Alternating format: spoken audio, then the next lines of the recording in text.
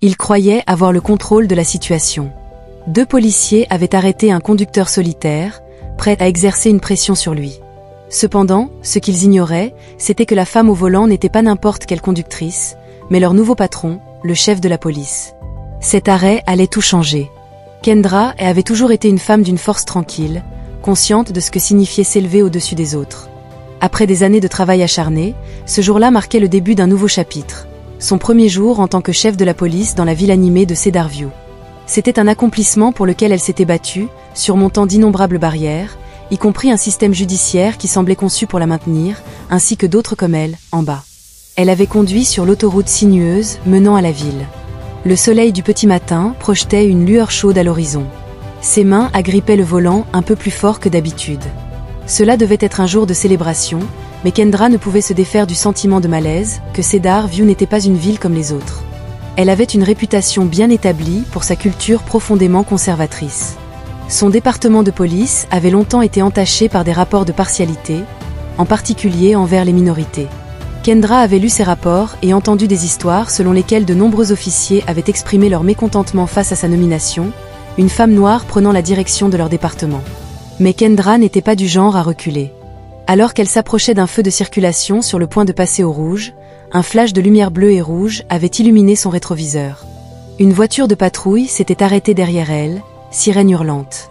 Instinctivement, le rythme cardiaque de Kendra s'était accéléré. Elle savait que ce n'était pas une coïncidence.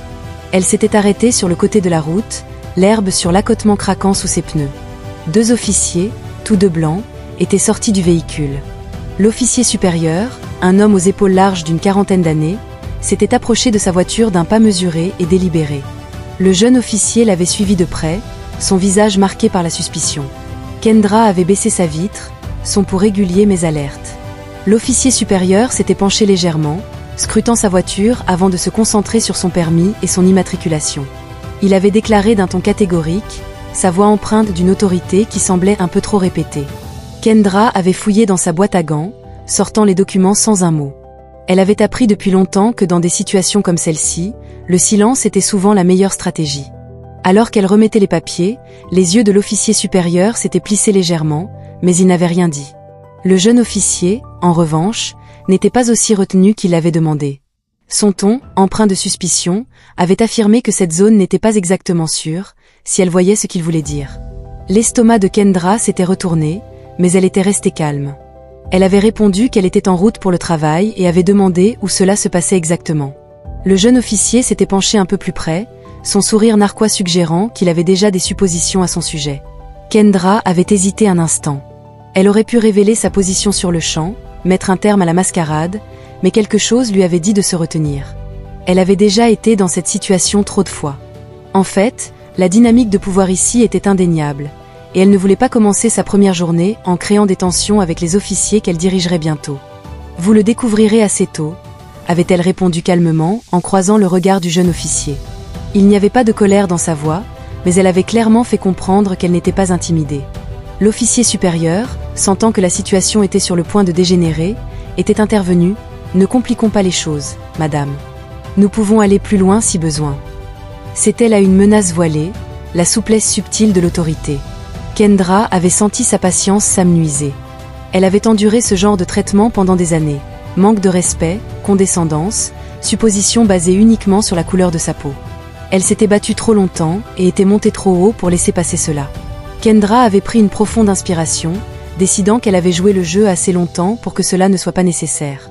Elle avait dit fermement « Je suis le chef Kendrae. Je vous suggère de reconsidérer la façon dont vous gérez cette situation. » Le changement dans l'air était palpable. Les 2 officiers s'étaient figés. L'officier supérieur avait cligné des yeux de confusion, ses sourcils s'étaient froncés alors que la réalisation le frappait comme un coup de poing dans le ventre. L'expression suffisante du jeune officier avait disparu, remplacée par le choc et un soupçon de panique. « Vous êtes le chef ?» avait bégayé l'officier supérieur, clairement pris au dépourvu. « Oui », avait répondu Kendra, sa voix inébranlable. « Et j'aimerais savoir pourquoi j'ai été arrêtée et pourquoi cette ligne de questionnement se produit. » Pendant un moment, aucun des officiers n'avait parlé. Le plus jeune avait tâtonné avec ses mots, essayant de trouver une excuse, mais le mal était déjà fait. La dynamique du pouvoir avait changé, et il le savait. L'officier supérieur s'était éclairci la gorge en luttant pour retrouver son calme. Il doit y avoir eu un malentendu, avait-il commencé, mais Kendra ne l'avait pas laissé finir. Non, ce n'est pas un malentendu, avait-elle interrompu d'un ton sec. C'est exactement le problème. Vous arrêtez des gens comme moi sans raison, vous faites des suppositions et vous essayez d'user de votre autorité parce que vous pensez pouvoir vous en tirer. L'officier supérieur avait ouvert la bouche pour protester, mais aucun mot n'était sorti. Il savait qu'elle avait raison. Le comportement calme et inébranlable de Kendra ne faisait qu'empirer leur comportement. Vous voyez, avait-elle poursuivi, les yeux rivés sur les siens, ce sont des officiers comme vous qui font que les gens se méfient du système, et ce sont des gens comme moi qui sont là pour changer cela. Les deux officiers étaient restés silencieux, le visage vidé de sa couleur. Kendra pouvait sentir le poids du moment s'installer. Ce n'était pas seulement à propos d'elle, mais de toutes les personnes qui avaient été injustement arrêtées, interrogées et harcelées parce qu'elles ne correspondaient pas à l'idée étroite que quelqu'un se faisait de qui appartenait à certains espaces. Elle était sortie de la voiture, la tête haute, alors qu'elle s'adressait à eux. Vous me rendrez compte personnellement dans les semaines à venir. Je vais examiner chaque contrôle routier que vous effectuez, et je vous suggère de réfléchir longuement et sérieusement à la façon dont vous vous comportez à partir de maintenant. L'officier supérieur avait finalement retrouvé sa voix. Nous ne voulions pas manquer de respect, chef. Cela n'arrivera plus. Kendra avait hoché la tête, même si elle savait que ses mots étaient vides. Cela se reproduirait, pas avec ces deux-là peut-être, mais avec d'autres. C'est pourquoi elle était là, pour éradiquer les préjugés profondément ancrés qui avaient tourmenté la police de Cedar View pendant trop longtemps.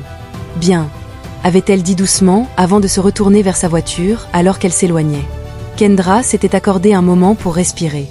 Elle avait gagné cette manche, mais il y aurait encore beaucoup de batailles à venir. Son poste de chef de police était plus qu'un simple titre, c'était une responsabilité, celle de s'assurer que personne d'autre n'ait à endurer ce qu'elle venait de vivre.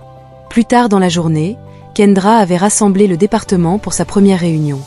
La tension dans la salle était palpable alors qu'elle se tenait devant les officiers. Sa présence commandait l'attention de tous les présents.